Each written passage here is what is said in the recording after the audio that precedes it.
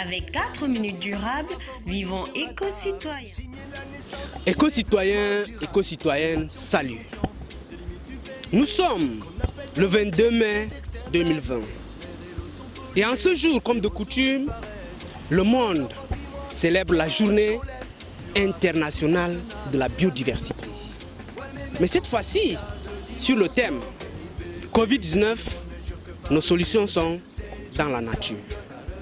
Selon l'Organisation des Nations Unies, plus de 80% de l'alimentation humaine est assurée par la biodiversité. Selon également cette même organisation, plus de 60% de toutes les maladies infectieuses chez l'homme sont zoonoses. C'est-à-dire qu'elles nous parviennent par l'intermédiaire des animaux. C'est l'exemple du virus Ebola, de la grippe aviaire, du syndrome respiratoire du Moyen-Orient et bien de la Covid-19, la pandémie qui ralentit le niveau de vie actuel. Un an après le sommet de la Terre de Rio de Janeiro de 1992 qui a décliné les grands enjeux, les grands défis et les grands objectifs en matière de développement durable, jusqu'aujourd'hui, les Nations Unies ont décidé de créer la Journée internationale de la biodiversité. Cependant, des questions se posent. Qu'est-ce que la biodiversité? Quel est le contexte lié à l'organisation de la Journée internationale de la biodiversité? Et bien, quel type de rapport existe entre la biodiversité et la Covid-19? Que signifie Covid-19? Nos solutions sont dans la nature. Découvrez les réponses à ces questions dans cette interview environnementale. Bonjour. Oui, bonjour monsieur. Oui, aujourd'hui nous célébrons la Journée internationale de la biodiversité. Cependant, on aimerait savoir, qu'est-ce que la biodiversité pour un enfant de 5 ans, 6 ans, de 7 ans? Qu'est-ce que la biodiversité pour celui qui n'a jamais entendu parler de ce concept de façon triviale, de façon prosaïque? Qu'est-ce que la biodiversité? Il faut savoir, étymologiquement, la biodiversité vient de deux mots. Bio qui relève de l'aspect vie et la diversité qui relève de la variabilité des espèces. La biodiversité, c'est aussi la diversité biologique. Donc c'est une contraction de la diversité biologique. La biodiversité, donc, c'est la variabilité des espèces animales à un endroit donné. En un mot, la biodiversité, c'est une communauté des espèces animales à un endroit bien précis et des différentes relations qu'elles entretiennent entre eux. Ok, en rapport à cette journée internationale de la biodiversité, on se demande quel est le contexte lié à l'organisation de cette journée? Étymologiquement, la biodiversité a pris de l'ampleur en 1986 lors du Forum international sur la biodiversité organisé par les Nations Unies. C'est à partir donc de cet instant que les naturalistes se sont intéressés davantage au thème biodiversité. Et il faut savoir, c'est en 1988 que l'auteur Edward Wilson a publié son premier document concernant la biodiversité. C'est à partir de cet instant que le terme biodiversité a commencé à prendre de l'ampleur jusqu'à devenir un terme à l'échelle mondiale. Ok, merci. Une dernière question, monsieur. Quel type de rapport, selon vous, existe entre, d'une part, la Covid-19 et d'autre part, la biodiversité? Il faut savoir, tout d'abord, il existe deux types de rapports. Il y a le rapport direct, il y a le rapport indirect. Il faut qu'on commence tout d'abord par le rapport indirect. Comment l'on parvient à entretenir des relations avec les animaux?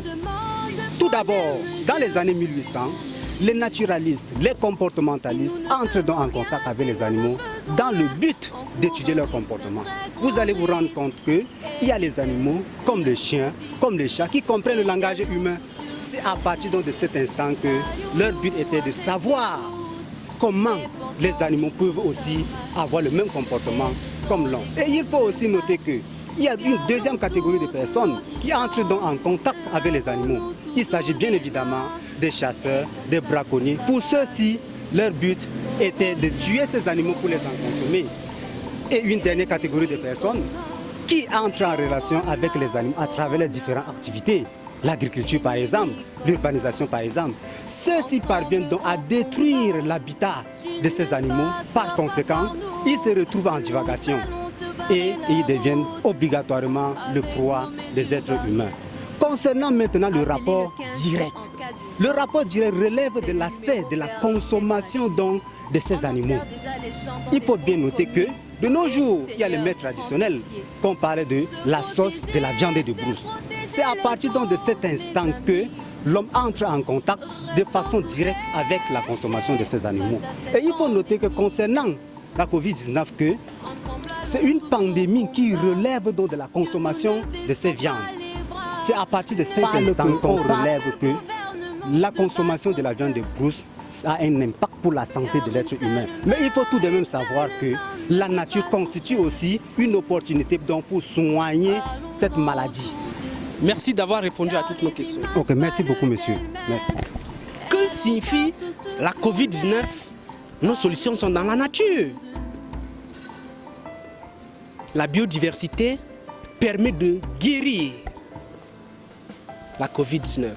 La biodiversité permet de soigner la Covid-19. La biodiversité permet d'éradiquer la Covid-19. Et là, on pense à l'histoire de Madagascar, avec la plante Artemisia, qui a permis à la fabrication du Covid organique, le remède qui permet de soigner la Covid-19. Et là, on voit directement le rapport qui existe entre la Covid-19 et la biodiversité. Et du coup, c'est vrai, les solutions pour éradiquer la Covid-19 sont dans la nature. Cependant, il y a un paradoxe.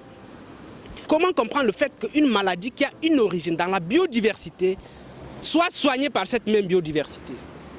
Alors, si vous avez aimé la vidéo, n'hésitez pas de liker, de partager, d'activer surtout la cloche de notification pour ne plus manquer les prochaines publications. Surtout, n'hésitez pas à nous indiquer en commentaire ce que la biodiversité a apporté dans votre vie. A bientôt. Promouvoir le développement durable ou rien. Ceci est une contribution de l'organisation Les Éco-Citoyens du projet volontaire 4 minutes durables dans la célébration de la Journée internationale de la biodiversité. Avec 4 minutes durables, vivons éco-citoyens.